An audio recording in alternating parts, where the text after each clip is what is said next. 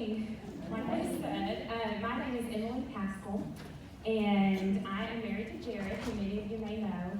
I lived here for 4 years when I went to Florida College, but for the last 9 years after we got married, we've been living in Athens, Alabama.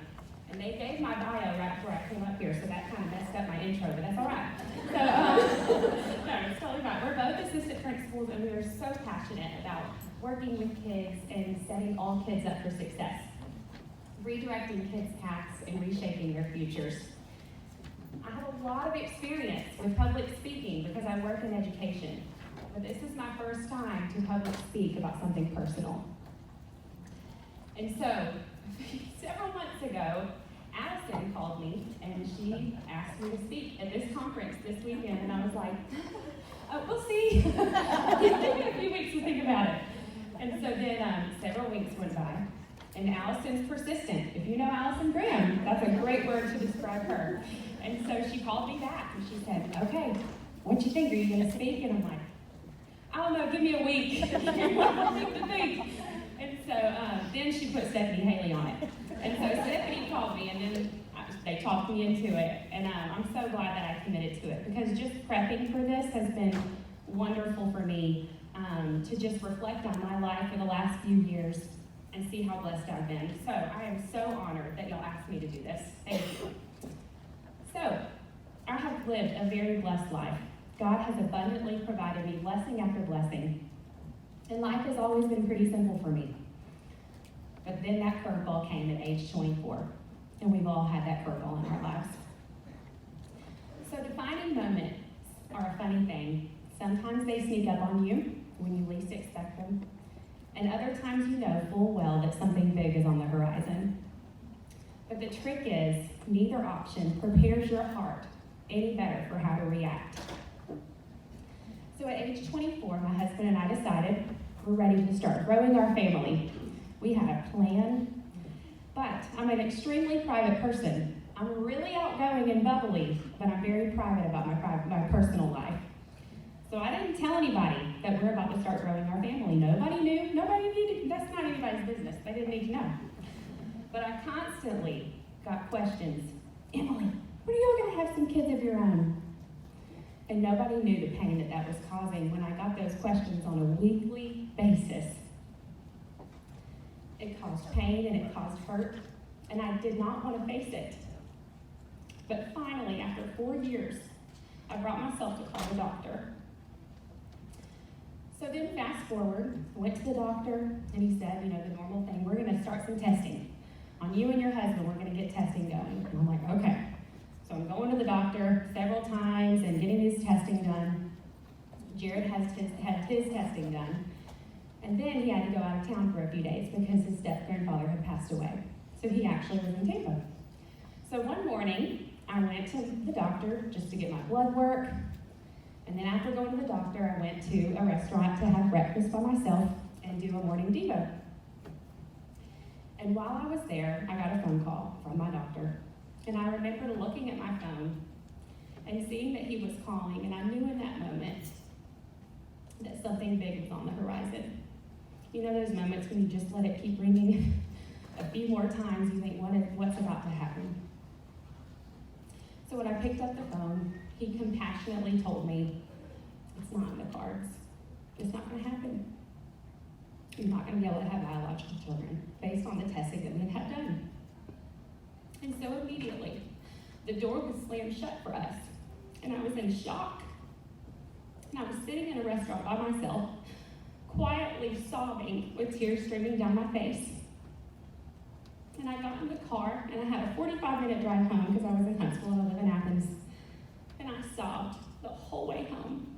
And I just called friend after friend and squalled on the phone with every single one of them because I had never experienced that kind of pain, and I had no idea how to handle it. So Jared was out of town. He couldn't come home at the time. And I spent the next 3 days at my parents' house on the couch, just grieving the loss of something that I had always anticipated for my life. And finally, after 3 days, I laid there and I said, Emily, it's time to get up. Start moving. Even if you don't know where you're going, just move forward. So then, Jared came home. We went out of town for a few days to get away, just to have our time, to kind of escape it all and have some time just for the two of us. But then it was time to come back home, and I had to face reality. Now keep in mind, I'm a private person, and I don't like for people to know that things are not okay in my life, but I've gotten a lot better at it. Clearly, if I'm up here talking to y'all. So I remember the very first time that I faced my church family. I remember the very first time that I faced my work family, and it was written all over my face that I was totally broken. And everyone knew that something was wrong, and they hated seeing me so sad. And they had compassion and sadness, but they did not know what to say. And I would get lines like, "Emily, you never know. That's just what one doctor said. Get a second opinion." Or, "I'm so sorry. You can always adopt. Have you ever heard of artificial insemination? You can try that." Pain. In those moments, I'm going to be frank, I wanted to smack every one of those people in the face. It made me angry, and I understand that they had the best of intentions, wanting to be able to take the pain away. I have been guilty of that in the past. But the last thing that I needed to hear was a plan B to put a Band-Aid on my brokenness. I did not want to think about a plan B. I just needed to grieve the fact that plan A was not going to happen. I needed someone to tell me, "Emily, just be sad and take all the time you need." Romans 8:26 says, "Likewise, the Spirit helps us in our weakness, for we do not know what to pray for as we ought. But the Spirit himself intercedes for us with groaning too deep for words." So I remember every single night for months, and I know you've been there, whatever your brokenness may be, pleading to God for him to embrace me during this brokenness, to help me trust in his providence, and just to be there as I take it one day at a time. So, months went by. I was a third grade teacher at the time, and I dove into my job. Those kids were my outlet, and that is what got me through it. And that year, I had a little boy in my class named Brandon. And Brandon had his own brokenness. In first grade, his mother had passed away. She had a drug overdose and was in a car wreck.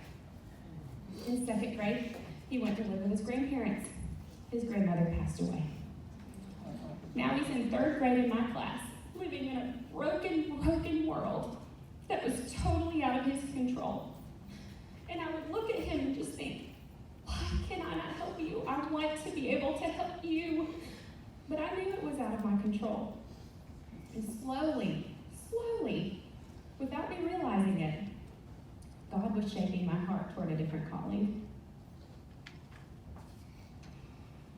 So then I started realizing that I couldn't help Brandon in the way that I wanted to help him, but there was someone else that I could help. And so thus began our adoption journey. So it was April, and all of our tragedy and all of our news had happened in June and July. So it had been several months. It's not quite a year. But in April, I finally worked up the courage to call Dana Carrozza, who many of you may know, and she's over Sacred Selections, and she's just, love her, most wonderful one. So I called her on a Saturday night. No, I didn't call her, I emailed her. I emailed her on a Saturday night to inquire about adoption. And so I thought, well, she lives in California.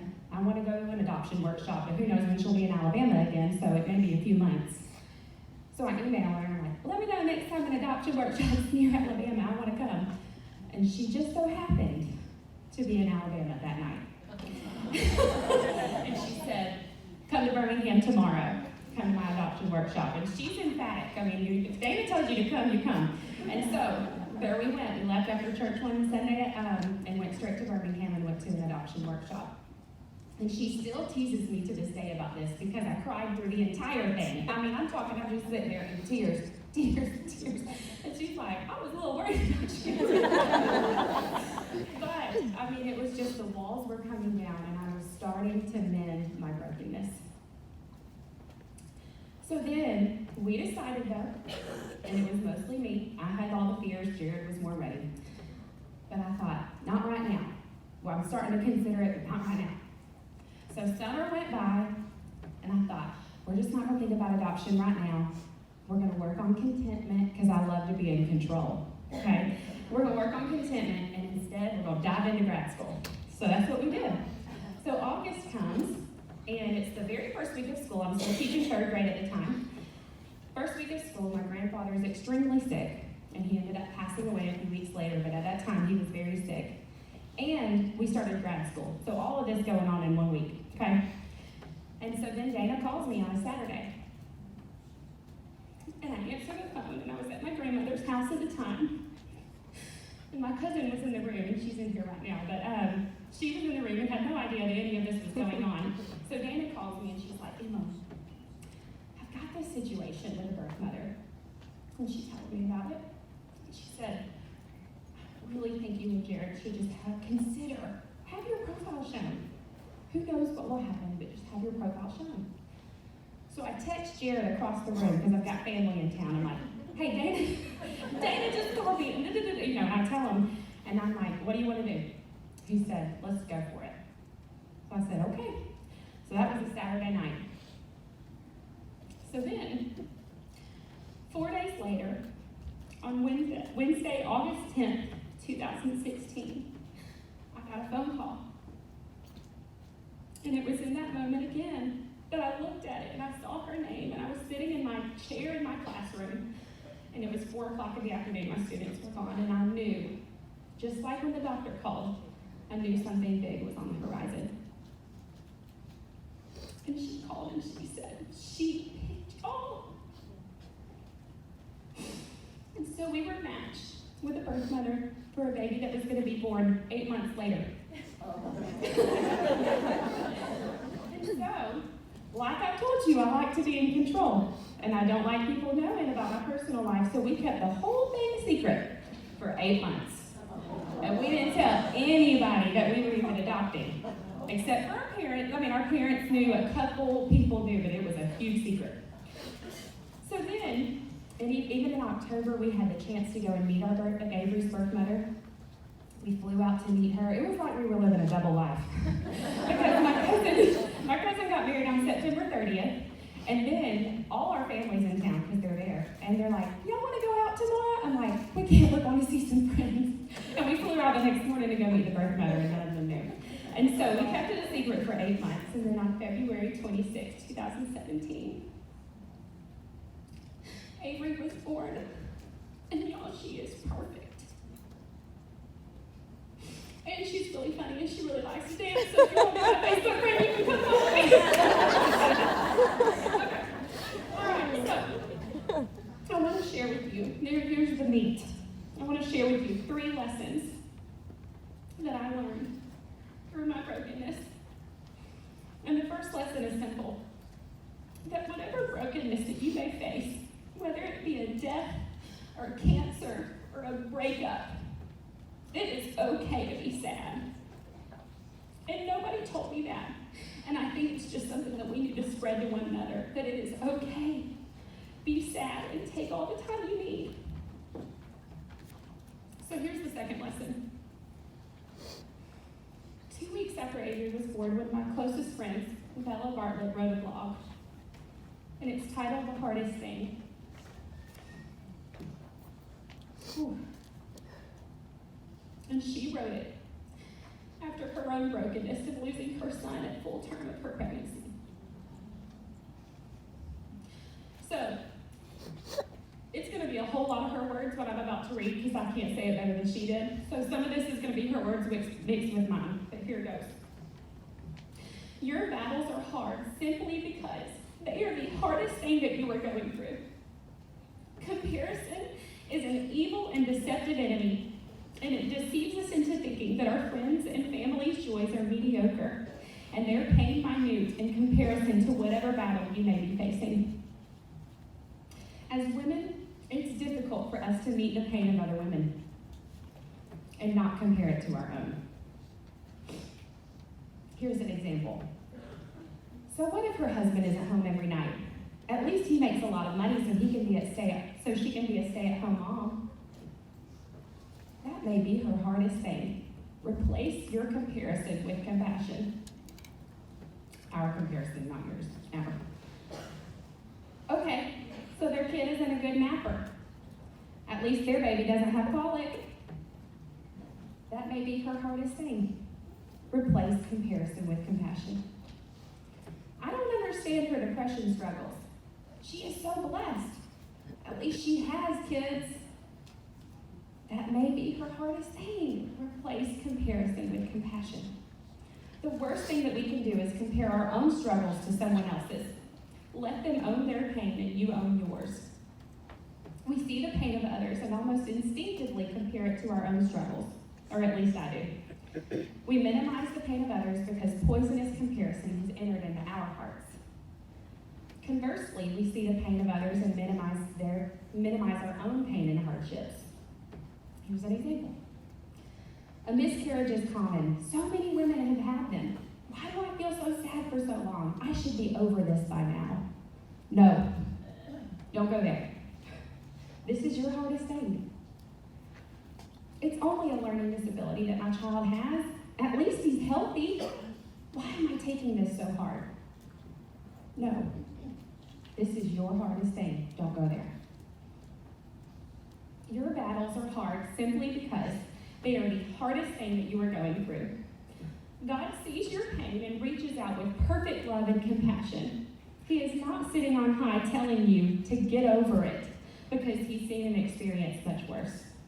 He just sees brokenness and pain and meets it with love. He effortlessly understands that this trial is the hardest battle you have faced, and he is ready to carry you through the waves and storm of any storm that you may face. Any storm. He doesn't see a small difficulty and think, that's nothing. Seriously, handle it yourself. He just offers his hand every single time. Theodore Roosevelt famously said, comparison is the thief of joy. Amen, right? Mm-hmm. Rather than defaulting to the thievery of comparison, let's work toward the compassion of God. He's the one who comforts us in all of our troubles, so that we can comfort other people who are in every kind of trouble. We offer the same comfort that we ourselves received from God. 2 Corinthians 1:4. So here's the third lesson. Let me get a little bit of water because I know I'm going to get choked up.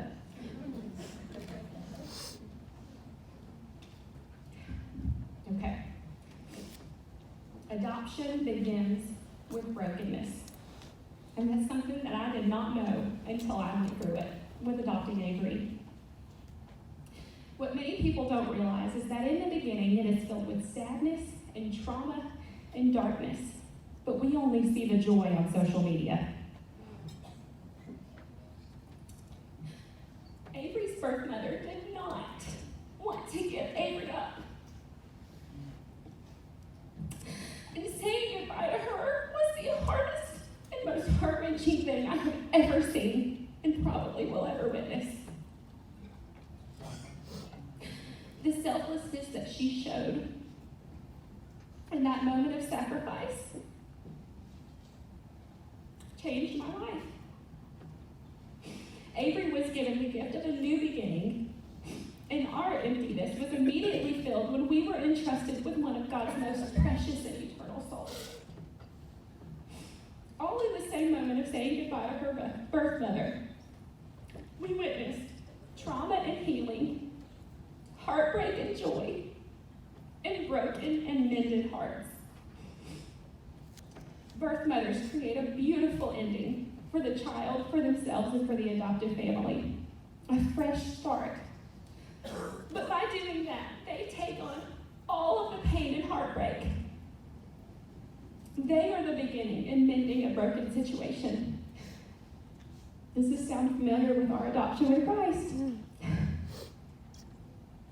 Adoption is the perfect earthly example of our adoption through Christ. We are all broken and empty. And it was traumatic when Christ adopted us. This was not how it was supposed to be. But thank God for his healing plan of a new beginning and a new life, because he did not want to do it.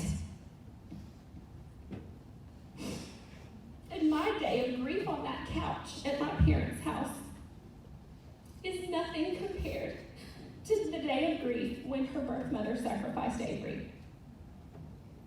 She could see this child that she was losing. I could never see the child that I lost. Our adoption in Christ began with heartbreak. We are broken, undeserving sinners, but thank God for his relentless love, and thank God for the unending joy that we get to experience one day because of Christ's sacrifice. Avery's birth mother taught me some of life's greatest lessons, and because of her, we have an enriched understanding of true selflessness and sacrifice. Witnessing her example of unconditional love has changed our lives because Avery's birth mother chose us. So I want to close with a poem, and some of you may have heard it. It's called Welcome to Holland, because we have all landed in places in life that put us in shock and sadness. And so as I read this, I just want you to reflect on whatever moment that you have. When you're going to have a baby, it's like planning a fabulous vacation trip to Italy.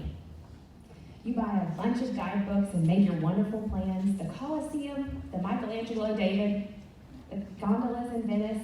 You may learn some handy phrases in Italian. It's all very exciting. After months of eager anticipation, the day finally arrives. The stewardess comes in and says, "Welcome to Holland."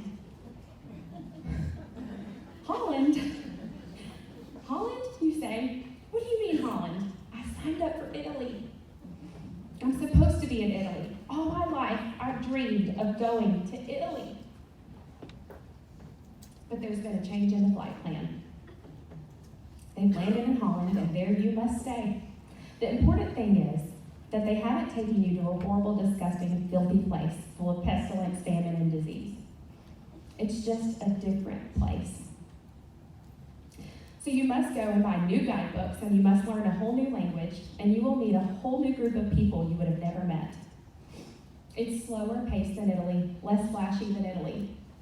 But after you've been there a while, you catch your breath, you look around, and you begin to notice that Holland has windmills, and Holland has tulips, and Holland even has Rembrandts. But everyone you know is busy coming and going from Italy, and they're all bragging about what a wonderful time they had there, and for the rest of your life you will say, "Yes, that's where I was supposed to go. That's what I had planned." But the pain of that will never, ever, ever go away. Because the loss of a dream that significant is a very significant loss. But if you spend your whole life mourning the fact that you didn't get to Italy, you may never be free to enjoy the very special, the very lovely things about Holland. So I ask you, what is your Holland? A diagnosis? A surprise baby? A sudden career change? A breakup? Maybe you have lost someone near to you that you found your plane has landed among the tulips. There are so many ways in which God can redirect our paths, and even though it seems scary in the beginning, we find that it's actually quite beautiful if we just trust Him and look for that beauty. 1 Corinthians 13:12 says, "We don't yet see things clearly. We're squinting in a fog, peering through a mist. But it won't be long before the weather clears and the sun shines bright. We'll see it all then, see it all as clearly as God sees us, knowing Him directly just as He knows us." You can always look back at what seemed like the emptiest time of your life and see how God filled it with His glory. Everything works to show the glory of God. So when you're broken, you're so clouded and can't see the light at the end of the tunnel, look for the opportunity that you're not yet seeing. Pray for His healing and pray that His glory be revealed. And just take it one day at a time.